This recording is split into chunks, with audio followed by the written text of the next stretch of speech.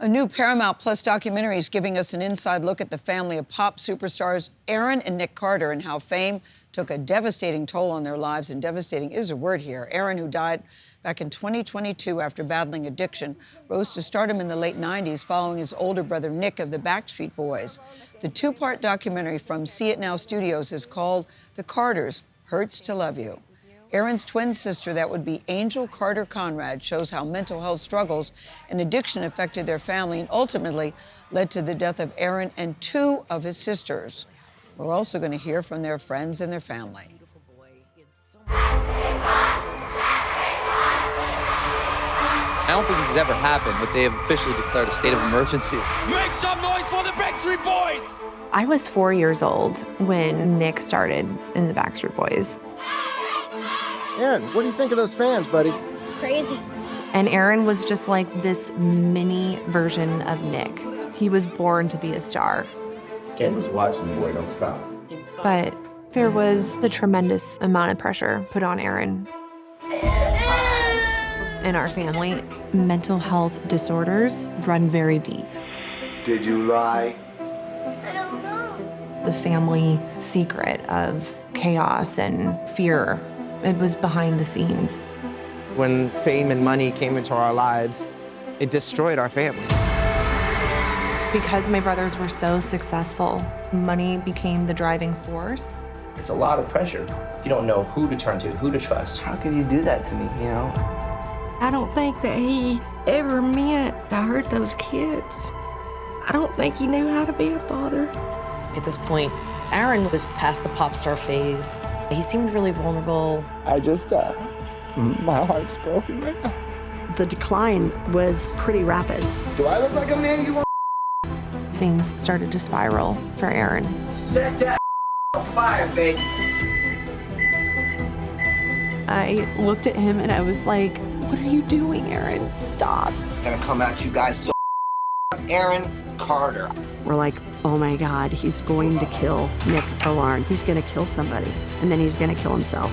My twin sister means a lot to me, and she's always been there for me, and I've always been there for her. That's the twin bond where I feel so connected to him. Aaron and I were so close. I'm sorry. The generational cycle, I want it to stop. I want to break it. Our parents don't define us. We have to do something. How do we stop this?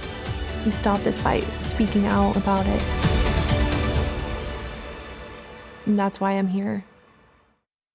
And that is why she's here. First on CBS Mornings, we're joined by Angel Carter Conrad, the film's director, Soleil Moon Frye. Good morning to you both. I mean, I thought that promo just sort of set it up beautifully because it's very powerful and there's so much to unpack here. You talk about you were a family that in your childhood, there was sadness, fears, chaos, but also there was a lot of hope, there was a lot of fun, and there was a lot of love. But Jay-Z has a song, 99 Problems, and you're talking about money, more problems. That's what I mean, more money, more problems. So many people seek the money and the fame, and you said ultimately that's one of the things that destroyed the family unit. Yeah, absolutely. And, what's interesting is that my brothers, especially with Nick, he didn't ask for that. It just happened to him. And happened at a very young age. At a very young age. And Aaron as well. Yeah, absolutely. Aaron followed his brother's lead. He idolized Nick and wanted to be just like him in many ways. Soleil, Angel trusted you with all this footage, this home video footage. It's so emotional. I'm just watching you two get emotional watching it. It is the heart of the film.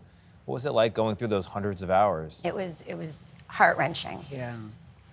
The archival was the backbone of so much of this, and Angel had never seen the footage before. When I came to her home, there was tapes piled up, and so to watch it and be witnessing what was happening behind closed doors was devastating. And at the same time, there was so much joy and so much love and so much laughter, and the juxtaposition between that and the pain that was going on in their lives.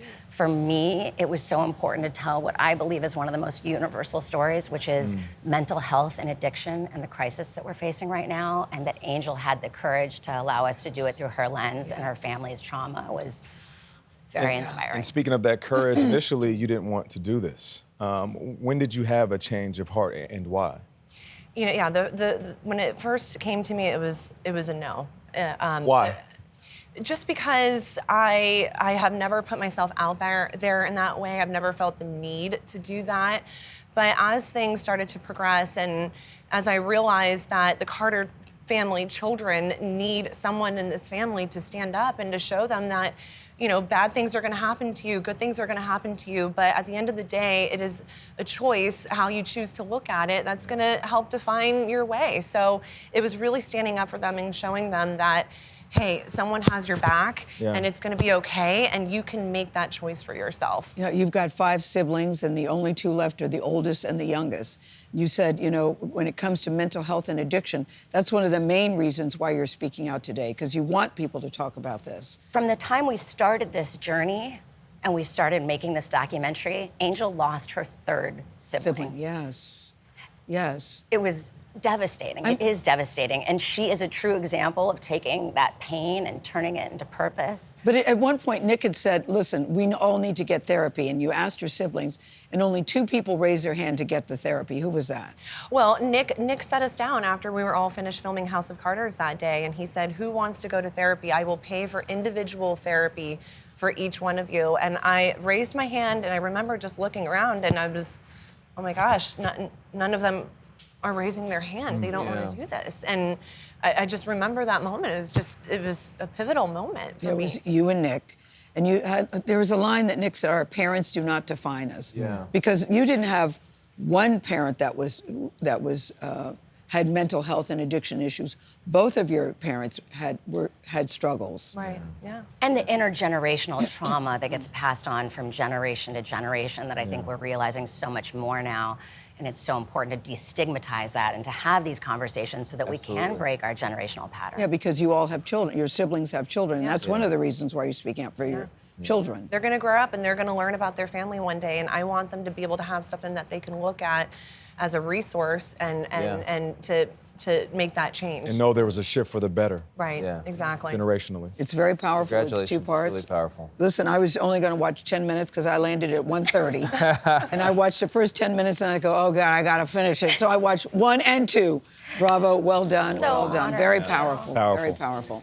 Angel, Carter Conrad, and Soleil Moon Frye, we thank you. The Carters, Hurts to Love You. That's a song is streaming exclusively on Paramount Plus. If you or a loved one, we have to say this, is struggling with mental health, call or text the Suicide Crisis Lifeline at 988. Help is available. That's important to know.